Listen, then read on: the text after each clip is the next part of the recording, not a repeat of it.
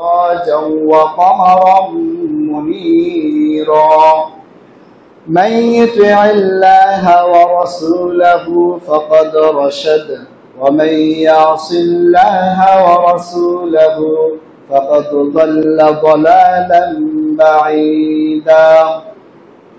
يا أيها الذين آمنوا اتقوا الله حق تقاته ولا تموتن إلا وأنتم مسلمون. يا أيها الناس اتقوا ربكم الذي خلقكم من نفس واحدة وخلق منها زوجها وبث منهما رجالا كثيرا ونساء واتقوا الله الذي تساءلون به والأرحام إن الله كان عليكم رقيبا. يا أيها الذين آمنوا اتقوا الله وقولوا قولا سديدا. أما بعد فأعوذ بالله من الشيطان الرجيم. بسم الله الرحمن الرحيم. وما الحياة الدنيا إلا متاع الغرور. وفي الحديث عن أبي هريرة رضي الله تعالى عنه قال قال رسول الله صلى الله عليه وسلم انظروا إلى من هو أسفل منكم ولا تنظروا إلى من هو فوقكم فهو أجدر أن لا تزدروا نعمة الله عليكم متفق عليه. الحمد لله, যাবতীয় প্রশংসা সেই মহান রব্বুল ইজ্জতের জন্য, যিনি আমাদেরকে সপ্তাহের মধ্যে সর্বশ্রেষ্ঠ দিন এবং পৃথিবীর মধ্যে সর্বশ্রেষ্ঠ স্থান আল্লাহর ঘর মসজিদে আসার যিনি আমাদেরকে সুযোগ করে দিলেন, তার দরবারে আমরা কালিমাতুশ শুকর আদায় করি। সকলে বলি আলহামদুলিল্লাহ।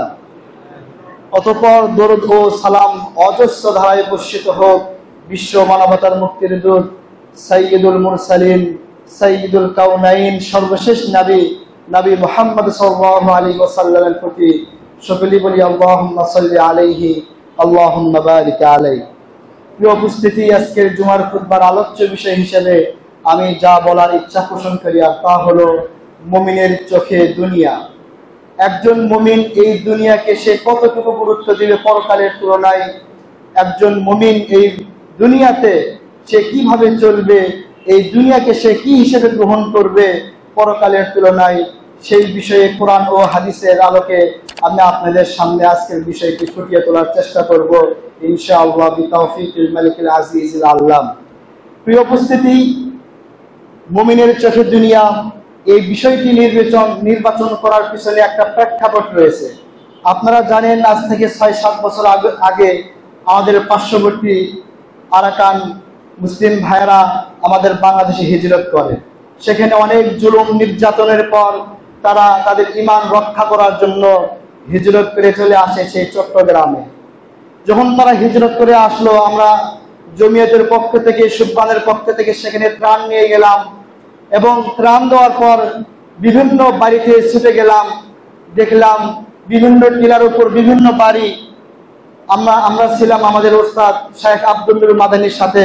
উনি আমার হাতে 500 টাকার এবং 1000 টাকার বান্ডিল ধরিয়ে দিয়ে বললেন, যাকে যেভাবে পারো দান করে আসো। তো আমাদের মুসলিম ভাই হিসেবে আমরা তাদেরকে সেই সাহায্যটুকু করেছি। এরপর আমরা কি তাদের খবর নিয়েছি আজকে সেই ক্যাম্পে কি চলছে। তারা তো এসেছিল ঈমান নিয়ে বাঁচার জন্য। আজকে কি তাদের ঈমান নিরাপদ? কখনো নয়। আপনি খেয়াল করুন, খবর নিন, সেই ক্যাম্পগুলোতে খ্রিস্টান মিশনারিরা প্রবেশ করেছে। সেখানে তাদেরকে খ্রিস্টানদের দাওয়াত দেওয়া হচ্ছে, তাদের শিক্ষায় তাদেরকে দীক্ষিত করা হচ্ছে। বড়ই কষ্ট লাগে। তাদের ভাষায়, আরাকান মুসলিমদের ভাষায় বাইবেলকে অনুবাদ করে দিয়ে প্রত্যেকটি মুসলিম ঘরে বাইবেল পৌঁছে দেওয়া হচ্ছে। এমনকি তাদের মধ্যে যারা মেধাবী ছাত্র স্টুডেন্ট, তাদেরকে তারা ইউরোপের মতো দেশগুলোতে স্কলারশিপ দিয়ে সেখান থেকে তাদের মতো করে শিক্ষা দিয়ে আবার তাদের মাঝে পাঠিয়ে দিচ্ছে। আজকে আমরা মুসলিম যে সমস্ত মুসলিম ভাইরা এসেছিল আমরা তাদেরকে আশ্রয় দিয়েছি, তাদের ইমানের কি অবস্থা আজ? তাই বিষয় নির্বাচন করেছি মুমিনের চোখে দুনিয়া। কষ্ট আসলে কি আমরা ইমান বিক্রি করে দিব? কষ্ট আসলে কি আমরা টাকার কাছে আমাদের ইমান, ঐতিহ্য সবকিছু আমরা বিলিয়ে দিব?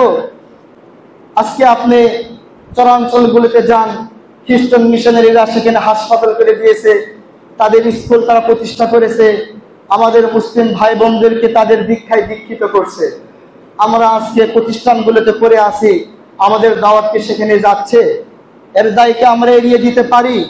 আমরা কখনো পারি না। আপনারা জানেন চট্টগ্রাম বিভাগে প্রায় 479টি এনজিও প্রতিষ্ঠান রয়েছে। এই এনজিও প্রতিষ্ঠানগুলোর কাজ কি? এবং শুধু চট্টগ্রাম জেলাতে 168 এনজিও প্রতিষ্ঠান রয়েছে।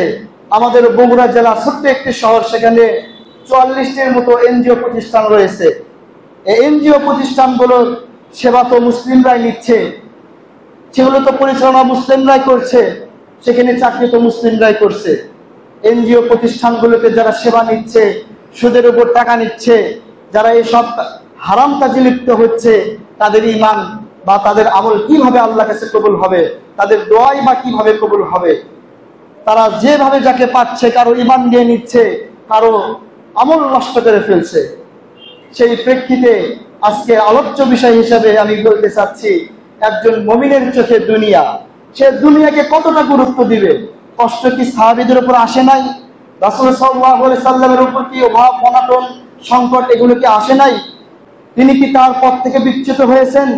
এমনও তো সাহাবীর খবর আমরা পাই, জানতে পারি, ক্ষুধার তাড়নায় মসজিদে নববীর বুকে উপর হয়ে বেহুশ হয়ে পড়ে থাকতেন ক্ষুধার তাড়নায়। আমরা তো এমন একজন রাষ্ট্রনায়ককে ফলো করি, এমন একজন রাসূলের আদর্শ অনুসরণ করি, যিনি ক্ষুধার তাড়নায় দুপুরবেলা যে সময় সাধারণত কেউ বের হয় না, তিনি বাসা থেকে বের হয়েছেন, হয়তো কেউ দাওয়াত দিবে, সেখানে দাওয়াত খাবেন। আমরা এমন একজন আমিরুল মুমিনিন পেয়েছিলাম, যিনিও ক্ষুধার তাড়নায় দুপুরবেলা রাসূল সাল্লাল্লাহু আলাইহি ওয়াসাল্লামের সাথে বের হয়ে পড়েছিলেন, যে কেউ দাওয়াত দিবে, সেখানে দাওয়াত খাবে। আমরা তো এমন একজন সাহাবী পেয়েছিলাম, যার ইসলাম গ্রহণের পূর্বে তার সব কিছু ছিল, যাকে বলা হয় সেই মক্কার সম্ভ্রান্ত পরিবার, সম্ভ্রান্ত সেই বংশ, কুরাইশ বংশের সন্তান মুসআব বিন উমাইর। তার কি অভাব ছিল? ইসলাম গ্রহণ করার পর তিনি যখন মারা গেলেন, একটা চাদর রেখে গিয়েছেন, তাকে দাফন করানো যায় না, পা ঢাকলে মাথা বের হয়ে যায়, মাথা ঢাকলে পা বের হয়ে যায়। তারা কি তাদের ঈমান বিচ্যুতে, তারা কি তাদের ঈমান হারিয়েছেন? তারা কি অর্থের কাছে তাদের ঈমান বিলিয়ে দিয়েছেন? কখনো না, কষ্ট আসবে। সুতরাং আমরা কোরআন এবং হাদিসের আলোকে জানতে চাই যে একজন মুমিন সে এই দুনিয়াকে পাওয়ার জন্য সে কি তার ঈমান বিলিয়ে দিতে পারে? আল্লাহ সুবহান, রাসূল সাল্লাল্লাহু আলাইহি ওয়াসাল্লাম একটা দোয়া সব সময় করতেন তার সাহাবীদের জন্য। যখনই তিনি আলোচনা করতেন, সে দোয়াতে তিনি বলছেন, আল্লাহুম্মা লা তাজআলিদ দুনিয়া আকবার হাম্মিনা ওয়ালা মাবলাগা ইলমিনা। হাদিসটি এসেছে ইবনে উমর থেকে। তিনি বলেন, রাসূল সাল্লাল্লাহু আলাইহি সাল্লাম যখনই তিনি মজলিসে বসতেন, তার সাহাবীদের জন্য এই দোয়াটি করতেন, আল্লাহুম্মা আকসিব লানা মিন খাশিয়াতিক, হে আল্লাহ, আপনি আমাদের জন্য আপনার পক্ষ থেকে ভয় নির্ধারণ করুন, আমাদের অন্তরে ভয় ঢেলে দিন, মা তাহুলু বিহি বাইনানা ওয়া বাইনা মাআসিক, যা আপনার পাপের মাঝে এবং আমাদের মাঝে একটা প্রাচীর হয়ে দাঁড়াবে, বাধা তৈরি করবে। ওয়া মিন তাআতিকা মা তুবাল্লিগুনা বিহি জান্নাতাক, এমন আনুগত্য দান করুন যার মাধ্যমে আমরা আপনার জান্নাতে পৌঁছতে পারবো। ওয়া মিনাল ইয়াকিন মা তুহাব্বিনু বিহি আলাইনা মুসিবাতিদ দুনিয়া, এমন বিশ্বাস এবং ঈমান আমাদেরকে দান করুন যা দুনিয়ার বালা মুসিবত আমাদের জন্য সহজ করে দিবে। ওয়া মাত্তি'না বিআসমা'iনা ওয়া আবসারিনা ওয়া কুওয়াতিনা মা আহইয়াতানা, হে আল্লাহ, আমাদের শ্রবণ শক্তিতে, দৃষ্টি শক্তিতে, শারীরিক শক্তিতে আপনি বরকত দান করুন, উপভোগ দান করুন, যতদিন আপনি আমাদেরকে বেঁচে রাখবেন। ওয়াজআলহুল ওয়ারিসা মিন্না, এবং এগুলো আপনাকে মৃত্যু পর্যন্ত সুস্থ রাখুন। ওয়াজআল সা'রানা আলা মান যালামানা, এবং আমাদের প্রতিশোধ তাদের বিরুদ্ধে নির্ধারণ করুন যারা আমাদের প্রতি জুলুম করে, অন্যায় করে, অবিচার করে। ওয়ানসুরনা আলা মান আদানা, আমাদেরকে সাহায্য করুন তাদের বিরুদ্ধে যারা আমাদের সাথে শত্রুতা পোষণ করে। ওয়ালা তাজআল মুসিবাতানা ফি দীনিনা, আর দিন পালনে আমাদেরকে কোনো বাধার সম্মুখীন করেন না, আমাদেরকে পরীক্ষায় ফেলে দিয়েন না। ওয়ালা তাজআলিদ দুনিয়া আকবার হাম্মিনা, দুনিয়াকে আমাদের টেনশনের বড় কারণ বানিয়ে দিয়েন না। ওয়ালা মাবলাগা ইলমিনা, আমাদের জ্ঞান যেন দুনিয়া কেন্দ্রিক না হয়ে যায়। ওয়ালা তুসাল্লিত আলাইনা মান লা ইয়ারহামুনা, আমাদের উপরে এমন কাউকে চাপিয়ে দিয়েন না যে আমাদের প্রতি রহম করবে না।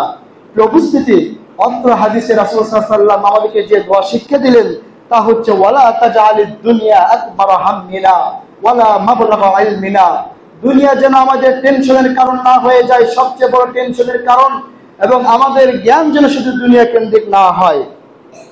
প্রিয় উপস্থিতি, আল্লাহ সুবহানাহু ওয়া তাআলা কোরআনে বলেছেন ওমাল হায়াতুদ দুনিয়া ইল্লা মাতাউল গুরুর, পার্থিব জীবন তো কেবলমাত্র কিছু নয়। সুতরাং একজন মুমিনের উচিত দুনিয়াকে এইভাবেই দেখা যেভাবে কোরআন দেখেছেন, আল্লাহ আমাদেরকে যেভাবে বলে দিয়েছেন। আল্লাহ সুবহানাহু ওয়া তাআলা বলেছেন সূরা ইউনূসের 24 নম্বর আয়াতে, ইন্নামা মাসালুল হায়াতিদ দুনিয়া কামাইন আরসালনাহু মিনাস সামা, পার্থিব জীবনের দৃষ্টান্ত হচ্ছে ওই পানির ন্যায় যে পানি আল্লাহ সুবহানাহু ওয়া তাআলা আসমান থেকে নাযিল করেন, ফাখতালাতা বিহি নাবাতুল আরদি, অতঃপর সেই পানি জমিনের উদ্ভিদের সাথে মিশে যায়, মিম্মা ইয়াকুলুন নাস ওয়াল আনআম, যেখান থেকে মানুষ এবং পশু পাখি ভক্ষণ করে, হাত্তা ইযা আখাযাতিল আরদু যুখরুফাহা ওয়া যায়্যানাত, এমনকি জমিন যখন সৌন্দর্য চাকচিক্য গ্রহণ করে, ওয়াযান্না আহলুহা, জমিনের মালিকরা মনে করে, আন্নাহুম কাদিরুন আলাইহা, অচিরেই তারা এর ফসল ঘরে তুলতে তারা সক্ষম। কিন্তু আল্লাহ বলছেন আতাহা আমরুনা লাইলান আও নাহারান, দিনে কিংবা রাত্রিতে আমার নির্দেশ সেই জমিনের উপরে চলে যায়, ফাজআলনাহা হাসিদান, অতঃপর সেই জমিনকে আমরা কর্তৃত ফসলের মতো করে দেই, কাআল্লাম তাগুনা বিল আমস, যেন গতকাল সেখানে কিছুই ছিল না। কাযালিকা নুফাসসিলুল আয়াতি লিকাওমিন ইয়াতাফাক্কারুন, এভাবেই আমরা নিদর্শনগুলো চিন্তাশীল লোকদের জন্য বিস্তারিতভাবে বর্ণনা করে থাকি। প্রিয় উপস্থিতি, এটা হচ্ছে দুনিয়ার দৃষ্টান্ত যে আজ আছে তো কাল নেই। একজন মুমিনের উচিত সে কখন এটা ভাবতে পারে না সে 50 বছর বাঁচবে, 60 বছর বাঁচবে। আজ আছি তো কাল নেই, এই বিশ্বাস তার রাখতে হবে। সর্বদাই পরকালের পাথেয় সে এই দুনিয়া থেকে সংগ্রহ করার চেষ্টা করবে। রাসূল সাল্লাল্লাহু আলাইহি ওয়াসাল্লাম এই দুনিয়ার দৃষ্টান্ত দিতে গিয়ে বলেন মাদ দুনিয়া ফিল আখিরা, পরকালের তুলনায় দুনিয়া তো হচ্ছে ইল্লা মিসলু মা ইয়াজালু আহাদুকুম মুসআহু ফিল জাম্মি, তোমাদের কেউ সমুদ্রের ভিতরে একটি আঙ্গুল চুবাই, ফালয়ানজুর বিমা ইয়ারজি, অতঃপর সে যেন লক্ষ্য করে তার আঙ্গুল সেখানে ডুবানোর পর তার আঙ্গুলে কতটুকু পানি উঠেছে। এটি হচ্ছে দুনিয়ার দৃষ্টান্ত পরকালের তুলনায়। একটি সমুদ্রের ভিতর যদি আপনি আপনার আঙ্গুল ঢুকিয়ে দেন, আঙ্গুল তোলার পর সেখানে এক ফোঁটা পানিও থাকার কথা না। এতটুকু সময় হচ্ছে দুনিয়ার সময় পরকালের তুলনায়। প্রিয় উপস্থিতি, জাবের রাদিয়াল্লাহু তাআলা আনহু থেকে বর্ণিত, রাসূল সাল্লাল্লাহু আলাইহি ওয়াসাল্লাম মাররা বিজাদিন আসাক্কিন মাইয়িতিন, একটি কান কাটা মৃত ছাগলের পাশ দিয়ে অতিক্রম করলেন। ক্বালা রাসূলুল্লাহ সাল্লাল্লাহু আলাইহি ওয়াসাল্লাম, রাসূল সাল্লাল্লাহু আলাইহি ওয়াসাল্লাম বললেন আইয়ুকুম ইউহিব্বু আন হাযা লাহু বিদিরহাম, হে সাহাবীরা তোমাদের কে চায় যে এই মৃত কান কাটা ছাগল কারোর জন্য হবে 1 দিরহামের বিনিময়, কে নিতে চায়? ফাকালু, সাহাবীরা বললেন মা নুহিব্বু আন্নাহু লানা বিশাইইন, আমরা এই ছাগল কান কাটা মৃত ছাগল কোনো কিছুর বিনিময়ে আমরা চাই না। এরপর রাসূল সাল্লাল্লাহু আলাইহি ওয়াসাল্লাম বললেন ফাওয়াল্লাহি, আল্লাহর শপথ, লাদ দুনিয়া আহওয়ানু আলাল্লাহি মিন হাযা আলাইকুম, এই দুনিয়াটা হচ্ছে তারও চেয়ে তুচ্ছ আল্লাহর নিকট, যেমন তোমাদের কাছে এই কান কাটা মৃত ছাগল তুচ্ছ। প্রিয় উপস্থিতি, এই দুনিয়ার মূল্য আল্লাহর কাছে কেমন আপনারা তো দেখলেন হাদিসে। একটি মৃত কান কাটা ছাগল যেমন আমরা আমাদের কাছে মূল্যহীন, কেউ আমরা চাই না, ঠিক তার চেয়ে অধিক মূল্যহীন এই দুনিয়া আল্লাহ সুবহানাহু ওয়া তাআলার কাছে। হাদিসটি বর্ণনা করেছেন ইমাম মুসলিম রাহিমাহুল্লাহ।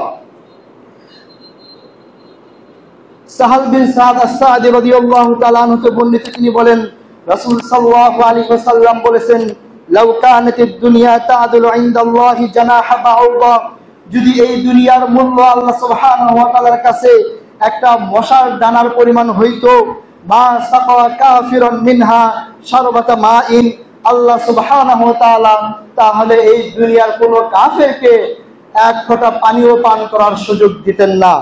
হাদিসটি বর্ণনা করেছেন ইমাম তিরমিজি রাহিমাহুল্লাহ।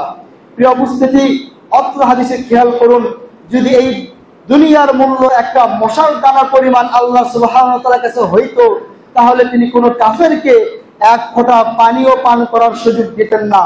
কারণ কাফের যারা আল্লাহর হুকুমকে অমান্য করে, যারা আল্লাহর আনুগত্য করে না, যারা আল্লাহর সবসময় নাফরমানি করে, সুতরাং দুনিয়ার মূল্য যদি আল্লাহর কাছে একটা মশাল দানার পরিমাণ হইতো, তাহলে তাদেরকে এই সুখ শান্তি এক ফোঁটা পানিও পান করার সুযোগ দিতেন না। সুতরাং এই দুনিয়াটা একটা মশার দানার পরিমাণ মূল্য আল্লাহর কাছে নেই। সুতরাং সেই দুনিয়ার পিছনে ছুটতে গিয়ে আমরা যেন আমাদের পরকালকে হারিয়ে না ফেলি, এই দুনিয়াকে যেন আমরা সবকিছুর কেন্দ্রবিন্দুতে পরিণত না করি। আবু হুরায়রা রাদিয়াল্লাহু তাআলা আনহু বর্ণিত, তিনি বলেন, সামিআতু রাসূলুল্লাহি সাল্লাল্লাহু আলাইহি ওয়াসাল্লাম ইয়াকুল, আমি আল্লাহ রাসূল সাল্লাল্লাহু আলাইহি ওয়াসাল্লামকে বলতে শুনেছি, তিনি বলেছেন, আলা ইন্নাদ দুনিয়া মালউনা, জেনে রাখো এই দুনিয়া হচ্ছে অভিশপ্ত, বরকতশূন্য। মালউনুন মা ফিহা, এই দুনিয়ার মধ্যে যা কিছু রয়েছে সব কিছুই অভিশপ্ত, বরকতশূন্য। ইল্লা যিকরাল্লাহি তাআলা ওয়া মা ওয়ালাহু ওয়া আলিমান ওয়া মুতাআল্লিমান, তবে আল্লাহর জিকির, সুবহানাল্লাহ, আলহামদুলিল্লাহ, আল্লাহু আকবার, লা ইলাহা ইল্লাল্লাহ, আল্লাহ সুবহানাহু ওয়া তাআলার যত জিকির রয়েছে, ওয়া মা ওয়ালাহু, এবং যারা আল্লাহর জিকির করে, ওয়া আলিমান, যারা কোরআন সুন্নাহর জ্ঞান রাখে, ওয়া মুতাআল্লিমান, যারা কোরআন সুন্নাহর জ্ঞান শিক্ষা করে, এই সমস্ত লোকজন ব্যতীত বাদ বাকি পৃথিবীর সব কিছুই বরকতশূন্য এবং অভিশপ্ত। সুতরাং আমরা পরকালকে অবশ্যই গুরুত্ব দিব এবং এই দুনিয়াকে আমরা পরকালের জন্য পাথর হিসেবে সংগ্রহ করার চেষ্টা করব, যেন আমরা পরকালে সফল হতে পারি। এইভাবে আমাদেরকে দুনিয়াকে গ্রহণ করা উচিত। প্রিয় উপস্থিতি, আব্দুল্লাহ বিন মাসউদ রাদিয়াল্লাহু তাআলা আনহু বর্ণিত, তিনি বলেন, নামা রাসূলুল্লাহ সাল্লাল্লাহু আলাইহি ওয়াসাল্লাম আলা হাসিরিন, একদা রাসূল সাল্লাল্লাহু আলাইহি ওয়াসাল্লাম একটি চাটাইয়ের উপর তিনি ঘুমিয়েছিলেন। ফাকামা, তিনি ঘুম থেকে উঠলেন। ওয়াকাদ আসারা ফি জামবিহি, আর দেখা গেল তার পার্শ্বদেশে চাটাইয়ের দাগ পড়ে গিয়েছে। ফাকুল্লাম, সাহাবীরা বললেন, লাবিত্তাখাযনা লাকা বিতাআন, হে আল্লাহ রাসূল সাল্লাল্লাহু আলাইহি ওয়াসাল্লাম, যদি আপনি আমাদেরকে অনুমতি দিতেন তাহলে আপনার জন্য আমরা একটা বিছানা বানাইতাম। ফাকালা মালি ওয়ালিদ দুনিয়া, রাসূল সাল্লাল্লাহু আলাইহি ওয়াসাল্লাম বললেন, মালি ওয়ালিদ দুনিয়া, আমার আর দুনিয়ার কি সম্পর্ক, দুনিয়ার সাথে আমার কি সম্পর্ক। মা আনা ফিদ দুনিয়া ইল্লা কারাকিবিন, আমি তো দুনিয়াতে কেবল একজন আরোহী। ইস্তাওয়াল্লা তাহতা শাজারাতিন, যে আরোহী পথ চলতে চলতে ক্লান্ত হয়ে গিয়ে একটি গাছের নিচে বিশ্রাম গ্রহণ করে, সুম্মা রাহা, যখন তার আরাম বিশ্রাম শেষ হয়ে যায় সে ওই স্থান ত্যাগ করে চলে যায়। হাদিসটা বর্ণনা করেছেন ইমাম তিরমিজি রাহিমাহুল্লাহ। এই হাদিসে লক্ষ্য করুন, রাসূল সাল্লাল্লাহু আলাইহি ওয়াসাল্লাম তিনি বলেছেন, মালি ওয়ালিদ দুনিয়া, দুনিয়ার সাথে আমার কি সম্পর্ক, আমি তো দুনিয়াতে থাকতে আসি নাই। দুনিয়াতে আমি তো একজন মুসাফিরের মতো, যে মুসাফির তার গন্তব্য শেষ হলে সেখানে পৌঁছে যায়। সুতরাং এই দুনিয়াটা আমাদের জন্য একটি মুসাফিরখানা। একজন মুসাফির দুনিয়াতে চলতে গিয়ে, সফর করতে গিয়ে কখনো তার প্রয়োজনের অতিরিক্ত জিনিস সে বহন করে না। যেটা বহন করবে তাহলে সেটা তার জন্য বোঝা হয়ে যাবে, কষ্ট হয়ে যাবে। সুতরাং আমাদেরকে ভাবতে হবে এই দুনিয়াতে আমরা কেবল একজন মুসাফির।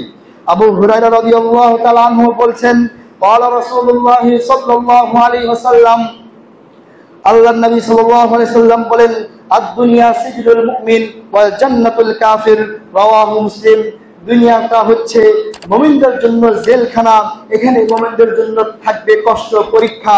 ওয়া জান্নাতুল কাফির, আর কাফিরদের জন্য এটা হচ্ছে জান্নাত, এটা হচ্ছে তাদের জন্য সুখের জায়গা।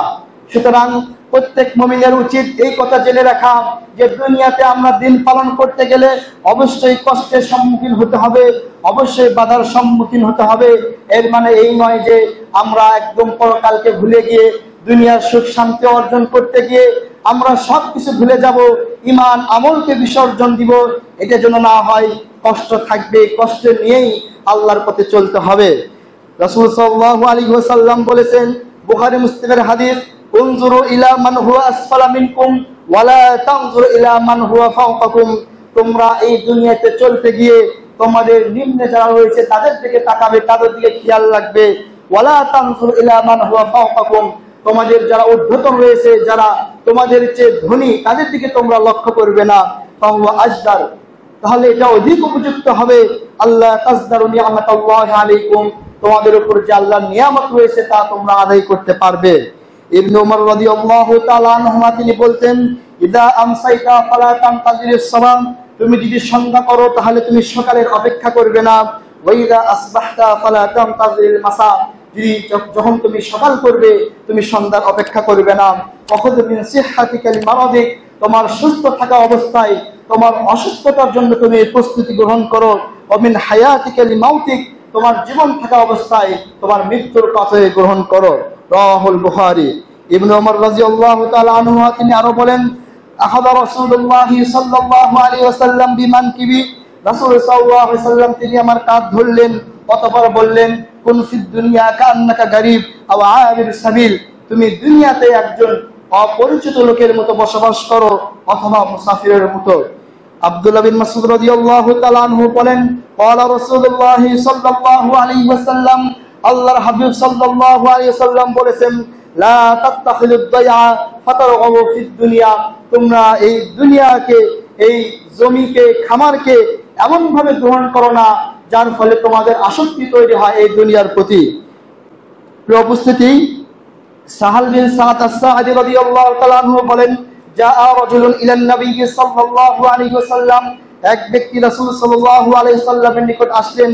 ফাকালা, তখন বললেন, ইয়া রাসূলুল্লাহ, হে আল্লাহর রাসূল সাল্লাল্লাহু আলাইহি ওয়াসাল্লাম, দুল্লানি আলা আমালিন ইযা আমিলতুহু আহাব্বানি আল্লাহু ওয়া আহাব্বানি আন-নাস, হে আল্লাহর রাসূল, আমাকে এমন একটি আমলের কথা বলুন যখন ওই আমল আমি করব আল্লাহ আমাকে ভালোবাসবে, দুনিয়ার সবাই আমাকে ভালোবাসবে। ফাকালা রাসূলুল্লাহ সাল্লাল্লাহু আলাইহি ওয়াসাল্লাম, আল্লাহ রাসূল সাল্লাল্লাহু আলাইহি ওয়াসাল্লাম বললেন, ইজহাদ ফিদ দুনিয়া ইউহিব্বুকাল্লাহ, তুমি দুনিয়া বিমুখ থাকো তাহলে আল্লাহ তাআলা তোমাকে ভালোবাসবেন। ওয়াজহাদ ফিমা ইনদান নাস, এবং তুমি মানুষের নিকট যা রয়েছে, মানুষের থেকে চাওয়া পাওয়া থেকে তুমি বিমুখ থাকো, ইউহিব্বুকান নাস, তাহলে মানুষ তোমাকে ভালোবাসবে।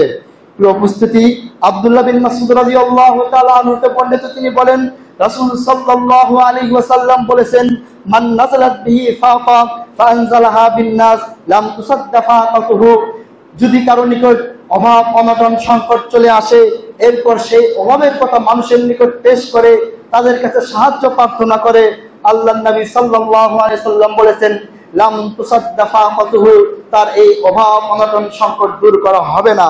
ওমান নাযালাত বিহি ফাকাতুন, আর যার অভাব অনটন আসলো, ফাআনজালাহা বিল্লাহ, অথবা সেটা আল্লাহর কাছে পেশ করলো, ফায়ুশকুল্লাহু আল-হক, দূর করে দিবেন।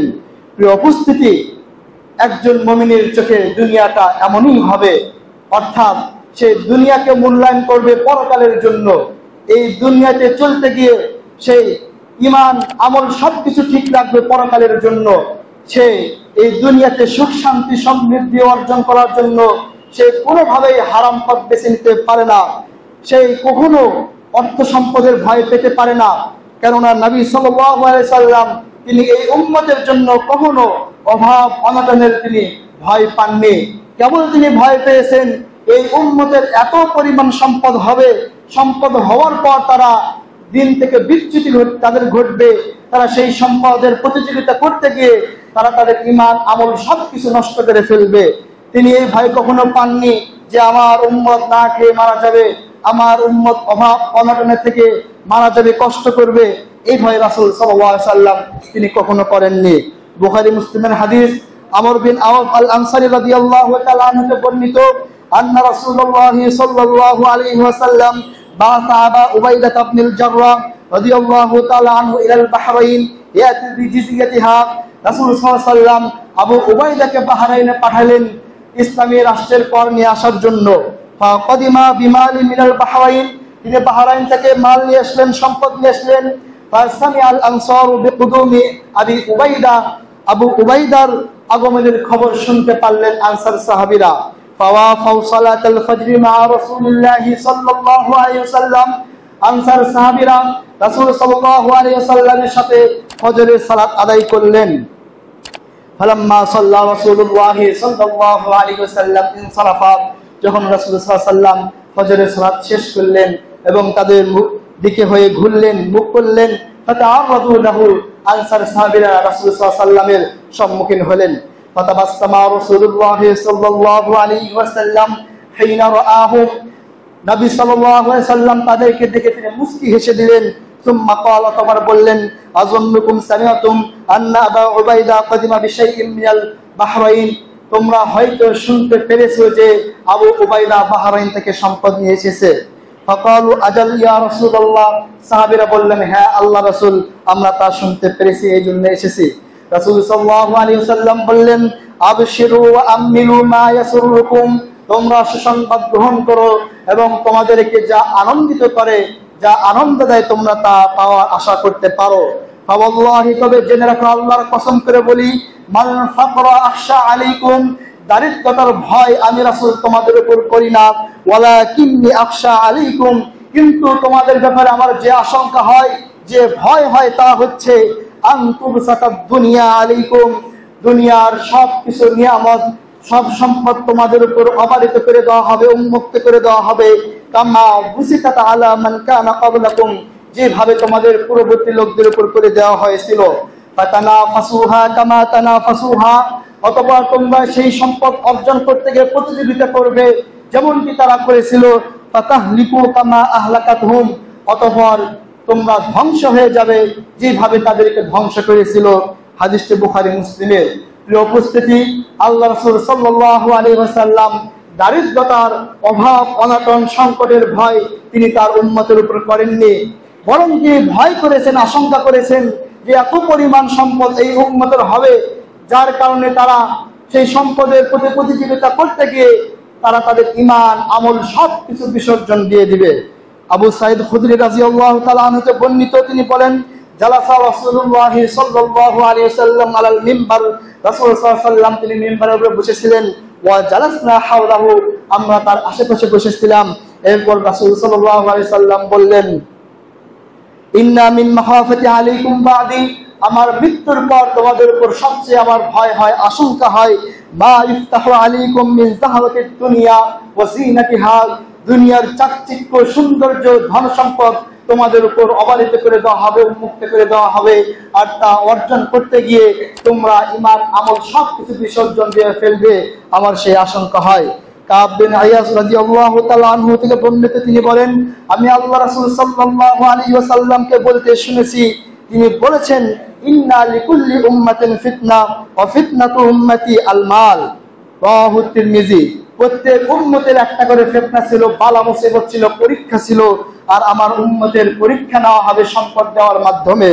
প্রিয় উপস্থিতি, এই সম্পদ অর্জন করতে গিয়ে আমরা যদি হালাল হারামের তোয়াক্কা না করি, আমরা যদি এই সম্পদ অর্জন করতে গিয়ে হালাল হারামের তোয়াক্কা না করি, তাহলে তো আমাদের ইবাদত কবুল হবে না আল্লাহ সুবহানাহু ওয়া তাআলার নিকটে। আমরা মনে করি যে এই সম্পদ হলেই যেন সব সুখ শান্তি আমাদের অর্জন হয়ে যাবে। পৃথিবীতে যারা কষ্টে রয়েছে, অভাবের কারণে, অর্থের কারণে, এই সমস্ত লোকদেরকে যখন কাল কিয়ামতের ময়দানে জান্নাতে দেওয়া হবে, এরপর যখন জিজ্ঞেস করা হবে তোমার জীবনে কখনো কষ্ট এসেছিল, সে বলবে না, কষ্ট আসে নাই। হাদিসটি বর্ণনা করেছেন ইমাম মুসলিম রাহিমাহুল্লাহ। আনাস রাদিয়াল্লাহু তাআলা আনহু বর্ণিত, তিনি বলেন, রাসূল সাল্লাল্লাহু আলাইহি ওয়াসাল্লাম বলেছেন, ইউতা বিআন্নামি আহলিদ দুনিয়া মিন আহলিন নার ইয়াউমাল কিয়ামা, কিয়ামতের দিন জাহান্নামীদের মধ্যে থেকে দুনিয়ার মধ্যে যে সবচেয়ে সুখী ব্যক্তি ছিল তাকে নিয়ে আসা হবে।